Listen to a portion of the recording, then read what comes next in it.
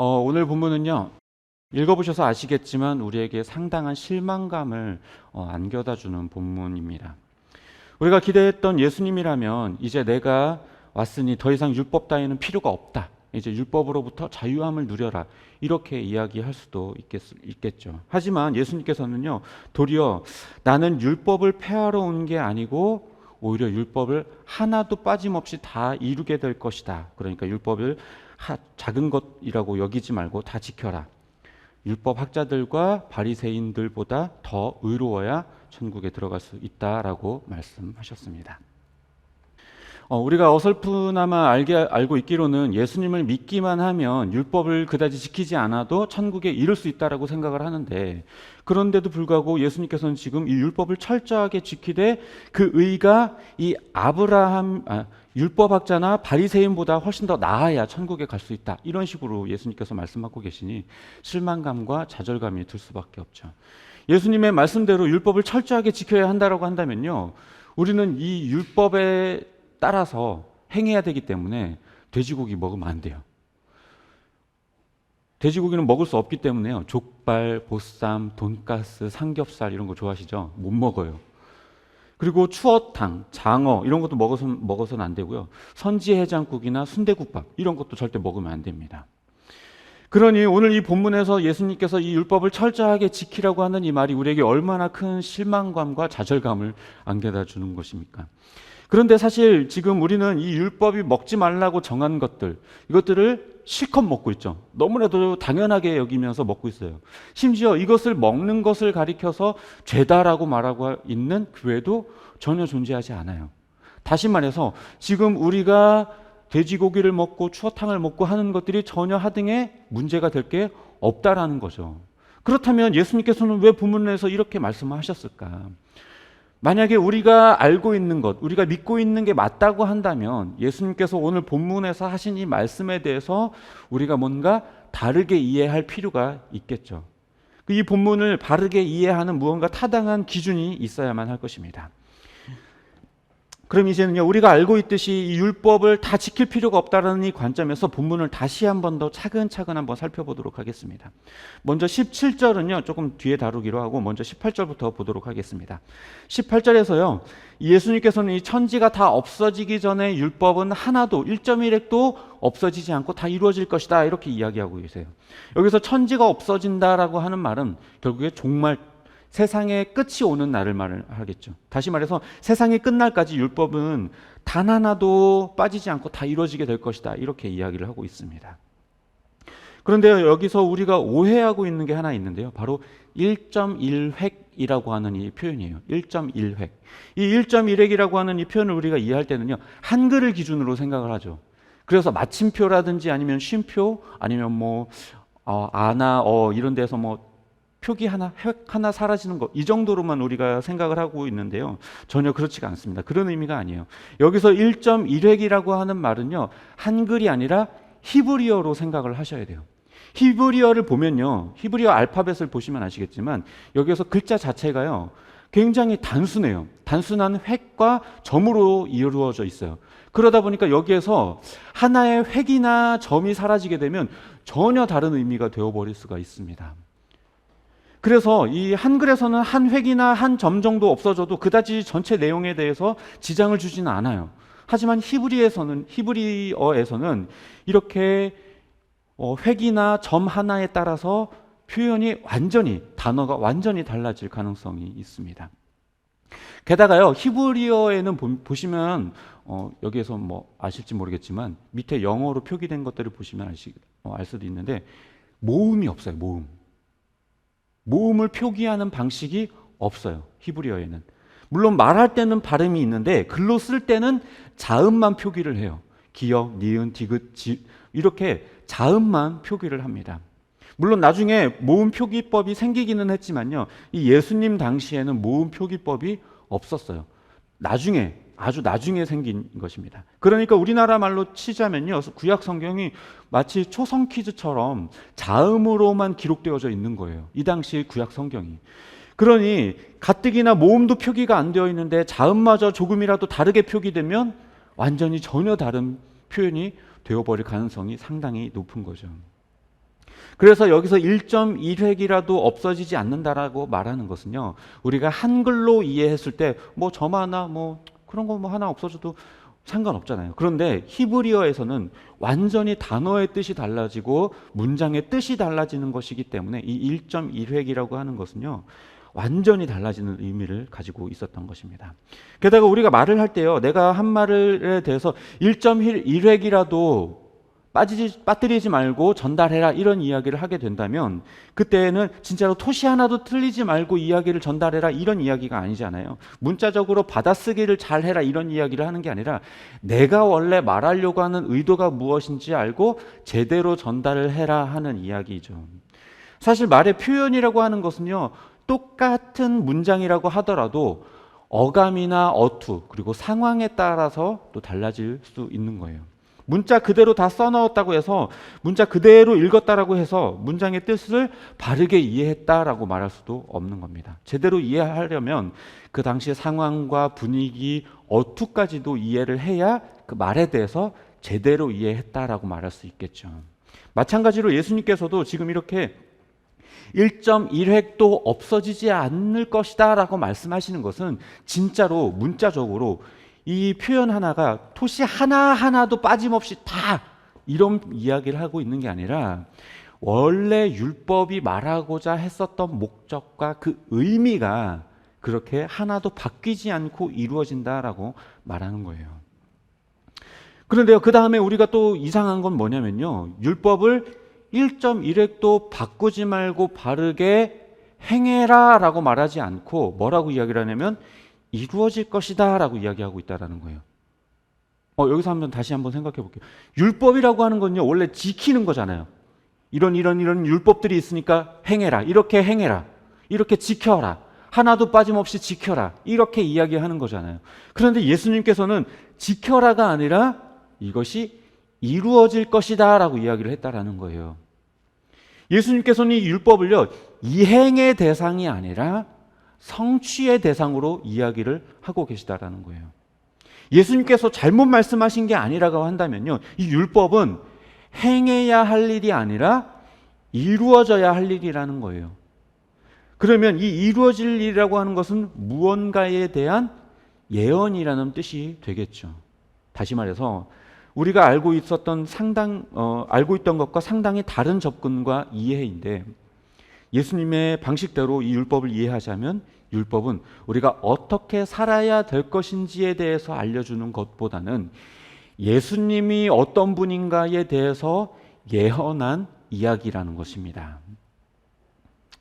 그래서 19절에서도 보면요, 이 예수님은 이 계명들을 지키라고 말하고 있지 않고요, 가르치라고 이야기를 하고 있어요. 물론 계명을 행해라는 표현이 한번 등장을 하고 있기는 하지만요, 이 19절 전체에서 의미를 잘 살펴보면 가르치는 것에 더 강조점을 두고 있다는 것을 우리는 알 수 있습니다. 다시 말해, 계명이라고 하는 것이 행해야 되는 측면도 있기는 있지만 그것보다 더 중요한 것은 예수 그리스도에 대한 예언의 측면이 있기 때문에 이것을 다른 사람들에게 제대로 가르쳐야 할 그런 부분이 훨씬 더 크다라는 겁니다. 이제 여기서 우리는 17절로 다시 한번 돌아가서 한번 살펴보도록 할게요. 이 17절에서는요, 내가 율법이나 예언자들의 말을 폐하려 온 줄로 생각하지 말아라. 폐하려 온 것이 아니라 완성하기 위하여서 왔다라고 이야기를 하고 있습니다. 이 율법과 예언자들의 말이라고 하는 것은요, 구약 성경 전체를 의미해요. 특별히 이 율법이라고 하는 것은 아주 좁은 의미로는 우리가 알고 있는 그 율법을 이야기하는 거지만 조금 더 확장된 개념으로는 모세오경을 율법이라고 이야기를 하고요, 조금 더 크게 확장된 개념으로는 이 율법은 구약 성경 전체를 의미하기도 합니다. 뿐만 아니라 이 예언자들의 말이라고 하는 것은 모세오경을 제외한 나머지 모든 구약의 성경들을 가리켜서 선지자들의 이야기다라고 이렇게 이해하고 있죠. 그래서 율법과 예언자들의 말이다라고 하는 것은 결국에 구약 성경 전체를 통틀어서 이야기하는 부분이기도 합니다. 그러니까 이제 예수님께서는 이제 신약 시대가 도래했으니까 이제 구약 성경은 다 없어져도 된다, 이런 이야기가 아니라 이 구약 성경 전체가 다 이루어질 것이고 나는 이것을 완성하기 위해서 왔다라고 말씀하고 계신 것이죠. 그런데요, 완성하러 왔다라고 하는 것은 이제까지의 그 이전의 것들이 불완전했다라는 거죠. 우리가 여기서 완성했다라는 단어는요, 원어로 보면 이루다, 완전히 지불하다, 채우다, 충족시키다, 뭐 완전하게 하다, 이런 의미를 가지고 있어요. 우리가 레고라는 걸 조립을 할 때요, 모든 레고의 그 조각조각 하나하나들을 다 끼워 넣어야, 채워 넣어야 마지막에 비로소 그것이 완성됐다라고 말하지, 하나의 조각이라도 빠뜨렸다면 그 레고는 완성됐다라고 말할 수 없죠. 그 전까지는 미완성인 겁니다. 마찬가지로 이 율법이 불완전한 상태에 있었다라는 거예요. 그래서 마지막 조각처럼 이 율법을 완성하기 위해서 예수님께서 오셨다라는 겁니다. 실제로 이 율법이라고 하는 것은요, 어떤 실체에 대해서 상당히 불완전한 상태에 놓여 있었던 것들이에요. 한 예로요, 이 율법에 제시되었던 제사제도가 있죠. 이 제사제도라고 하는 것도요, 어떤 무엇인가에 대한, 실체에 대한 모형에 불과했는데, 이것이 무엇이냐, 양이나 소를 잡아서 피를 흘리고 그것을 각을 떠서 불로 태워서 제사를 드리는 방식이었는데, 이것이 무엇에 대한 모형이었는가? 바로 예수 그리스도의 십자가 죽음에 대한 모형이었어요. 예수님께서 십자가에 달려 죽으심으로 인하여서 우리들의 죄를 사하시게 될 것인 것에 대한, 그것에 대한 모형으로 이 제사제도가 구약 율법에 제시되었다라는 겁니다. 따라서 이 제사제도의 모형은 이 실제이신 예수님께서 십자가로 완성하기 전까지는 불완전한 상태에 놓여 있었던 것이죠. 그래서 예수님께서 이제 십자가로 그것을 완성하시면서 이 제사제도는 완성이 된 겁니다. 그러나 이제 예수님께서 이렇게 영원하고 완전한 단 한 번의 제사로 그동안 불완전했던 이 제사제도를 완성하셨기 때문에, 그래서 이제는 이 불완전한 모형이었던 제사가 더 이상 우리가 할 필요가 없게 된 거예요. 율법이 폐하여져서 우리가 제사제도를 하지 않는 게 아니라 예수 그리스도를 통해서 완성되었기 때문에 우리가 제사를 드리지 않아도 된다라는 겁니다. 또 완성하러 오셨다라는 말은요, 예수님께서 오심으로 이 구약의 모든 말씀들을, 예언들을 성취하셨다라는 말이기도 한 것입니다. 비로소 이 구약에 예언되었던 메시아이신 예수님께서 등장하심으로 인하여서 구약의 모든 예언들이 예수 그리스도를 통하여서 성취되었다라는 말이죠. 또 완성하러 오셨다라는 이 말은요, 또 다른 의미에서 충족하러 왔다라는, 충족시키다라는 의미에서는요, 이 율법이 정한 모든 것들을 예수님께서 완전하게 이행하셨다라는 것을 말하기도 해요. 율법이 요구했었던 모든 그 조건들을 예수님께서 충족시키셨다라는 거예요. 그 누구도 이 율법을 완전하게 이행할 수 없는데 예수님께서 인간으로서 유일하게 완전하게 이 율법을 이행하셨다는 거죠. 20절에서 너희가 가진 이 의가 율법학자나 바리새인들의 의보다 훨씬 더 나아야 된다라고 이야기를 하고 계세요. 이 말의 뜻은 무엇인가? 당시 율법학자들과 바리새인들은요, 율법의 항목들을 매우 철저하게 지키던 사람들이었어요. 전문가예요. 이 분야에 있어서는 전문가들인데 이 사람들의 그 수준보다 훨씬 더 나을 수 있다? 이거는요, 상당히 불가능한 일입니다. 그럼 왜 예수님께서는 이런 말씀을 하셨을까? 그들보다 더 철저하게 율법을 이행하라는 말을 하신 걸까요? 만약에 그랬다면 율법학자나 바리새인들보다 율법을 철저하게 지켜라 라고 말씀을 하셨겠죠. 그런데 예수님께서는 더 잘 지켜라 라고 말하는 게 아니라 너희가 그들의 의보다 더 나아야 한다라고 이야기를 하고 있어요. 다시요. 율법을 더 철저하게 지켜라가 아니라 너희가 가진 의가 그들의 의보다 훨씬 더 나은 것이어야 한다. 어감이 다르죠. 말하고자 하는 메시지가 다른 겁니다. 우리가 어떻게 하면 그러면 이 율법학자나 바리새인들의 의보다 더 나은 의를 갖게 될 수 있을까요? 예수님은요, 이 율법학자나 바리새인들보다 더 확실하고 완벽하고 철저하게 이 율법을 지켜내신 분이에요. 율법은 하나님의 기준이기 때문에 하나님의 그 완벽하신 그 기준을 통과할 수 있는 사람은 단 한 사람도 없어요. 항목으로 볼 때에는 이런 하나하나의 항목들을 다 지켜낸 사람들은 율법학자들과 바리새인들이겠지만, 그들은요 그 율법이 원래 말하고자 했었던 그 의도와 목적은 바르게 깨닫지 못했어요. 무슨 말이냐면요, 만약에 예를 들어서 이 율법에 때리지 말아라, 이런 율법이 있다라고 한다면 단순히 때리지만 않는 것, 그것이 율법을 지키는 게 아니라는 거예요. 때리지 말라라고 하는 이 말에 담긴 의미는 상대방을 귀하게 여기고 그 사람의 신체를 상하게 하지 말고 그 사람을 오히려 사랑할 줄 알아라 라고 하는 의미가 때리지 말라라고 하는 말에 포함되어져 있다라는 거예요. 따라서 그냥 단순히 나는 저 사람을 미워는 하지만 때리지는 않았어, 이것이 때리지 말라고 하는 이 율법을 지켜내는 것이 아니라 도리어 그 사람을 더욱더 사랑하고 그 사람에게 친절을 베풀 수 있는 것, 그것이 율법이 원래 말하고자 했었던 그 의미를 바르게 지켜낸 것이라는 거예요. 예수님을 살펴보면요, 실질적으로 예수님은요 항목만 따진다면 상당히 많은 율법들을 어겼어요. 안식일에 일을 하기도 하셨고요, 죄인들을 고친다든지 이런 일들도 하셨고, 그리고 죄인들과 식사를 하기도 하셨어요. 그리고 뭔가 음식을 먹기 이전에 손을 씻지 않기도 했어요. 상당히 율법을 많은 것들을 어겼습니다, 항목만 따지자면.